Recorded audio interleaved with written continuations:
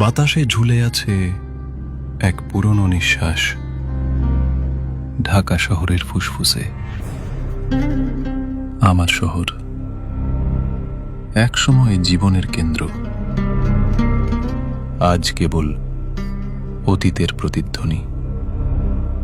মিরপুর স্টেডিয়ামে একদিন ছিল উল্লাস, করতালির ঢেউ।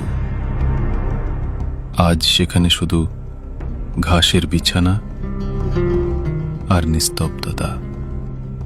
মিরপুর 10-এর মেট্রো স্টেশনে যে ট্রেন একসময় মানুষ বহন করত, এখন শুধু লতাপাতা ধরে রেখেছে ভাঙা রেল লাইন। শহরের প্রতীক শাপলা চত্বর আজ এক জলে ডোবা আয়না। মানুষ নেই, শুধু প্রকৃতির ছাপ।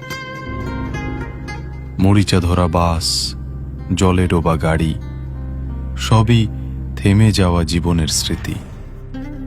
জাতীয় স্মৃতিসৌধ, যে স্থানে সংগ্রামের ইতিহাস লেখা, আজ সেখানেও শেকড় গেঁথেছে নীরবতা।